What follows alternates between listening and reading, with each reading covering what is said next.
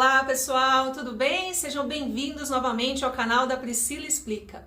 Hoje a gente vai dar continuidade àquela série de aulas sobre processo penal. Na última aula a gente falou sobre prova e a gente vai continuar com o assunto. Hoje a gente vai falar sobre cadeia de custódia e as provas ilegítimas e ilegais, né? Lembrando que a finalidade do canal é efetivamente trazer o direito de uma forma simples, leve, descomplicada, para que todo mundo tenha uma base do conhecimento, né? E com essa base, a gente vai poder desenvolver debates, um pensamento crítico, né? Fazer mais reflexões sobre o assunto. Mas a gente precisa dessa base, né? Então, gente, ó, fica comigo que hoje tem muita informação. Então, vamos começar com aula.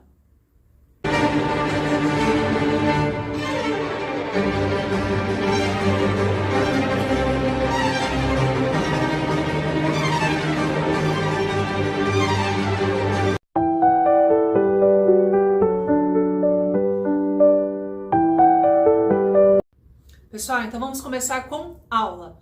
Então a gente vai começar falando sobre a cadeia de custódia. O que é a cadeia de custódia, né? Então a cadeia de custódia é o controle rigoroso, um rito a ser seguido quando é identificada uma possível prova. E para a gente entender o que é cadeia de custódia, primeiro você precisa saber o que é vestígio, né? Vestígio é todo elemento deixado na cena do crime e que pode ajudar na investigação ou na instrução criminal. Exemplo, uma arma, uma pegada, um fio de cabelo, uma mancha de sangue, tudo isso é vestígio. E esse vestígio ele pode ser uma prova. A partir do momento em que o vestígio é reconhecido oficialmente como potencial prova, aí a gente começa a chamada cadeia de custódia, né? A cadeia de custódia em si, ela está prevista no artigo 158b do Código de Processo Penal. E ela é definida como conjunto de procedimentos utilizados para manter e documentar cronologicamente os vestígios, desde o reconhecimento até o descarte ou destruição desse vestígio. Ou seja, vai muito além da coleta. Começa quando o vestígio é reconhecido e segue por várias etapas. E essa sequência, reconhecimento, isolamento, fixação, acondicionamento, processamento, até descarte, né? São 10 passos. Tudo isso faz parte da cadeia de custódia. Cada fase ela precisa ser registrada formalmente para garantir que essa prova não seja manipulada, trocada ou corrompida e até perdida, né? Então, existe todo esse passo a passo. Resumidamente, a cadeia de custódia é o passo a passo desde quando o vestígio foi identificado lá no local de crime, o policial identificou, isolou a cena do crime, ele vai preservar e vai seguir todo o passo a passo que está previsto no Código de Processo Penal, até da entrega ao juiz e a consequente destruição daquele vestígio. Então, ó, vamos trazer um exemplo para ficar mais fácil a compreensão. Imagina uma cena de homicídio e é encontrada uma faca com sangue.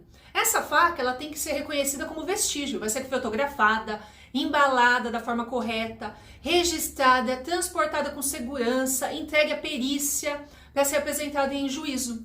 Se em qualquer etapa dessa cadeia alguém esquecer de anotar, perder a embalagem, misturar com outro objeto, essa prova ela pode ser considerada inidônea. Então, resultado, a defesa ela pode pedir para ela desconsiderar essa prova do processo. Entendeu? Olha só qual a consequência de você não seguir a cadeia de custódia. A cadeia de custódia ela é uma garantia da verdade. Ela protege que a investigação, o processo, os direitos de todos os envolvidos foram preservados. Aí ela serve para condenar com justiça e impedir que inocentes sejam prejudicados. Resumindo, o vestígio ali é qualquer traço que pode vir à prova. A cadeia de custódia é o controle total do vestígio, desde o reconhecimento até o descarte, e se a cadeia de custódia for quebrada, a prova pode ser desconsiderada. Pessoal, agora a gente vai falar sobre as provas que não podem ser usadas no processo.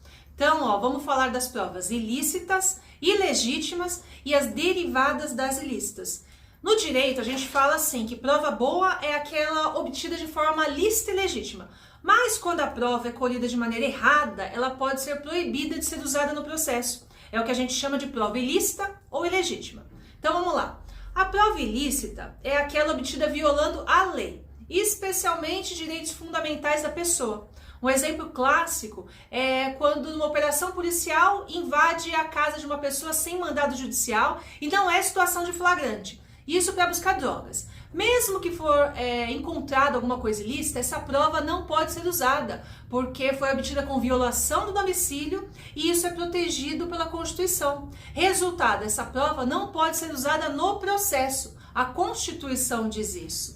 Já a prova ilegítima, ela não é colhida de forma ilegal, mas sim usada de maneira errada dentro do processo. Exemplo, um professor, ele força o réu a falar. O juiz aceita uma prova que só poderia ter sido apresentada pela defesa. Ou seja, a prova até foi conseguida de forma certa, mas foi usada violando normas processuais. Ela também pode ser desconsiderada, porque fere o direito ao devido processo legal. Agora a gente vai falar das provas derivadas das ilícitas. Então, ó, mesmo se uma prova ela for derivada de outra, ela também pode ser proibida.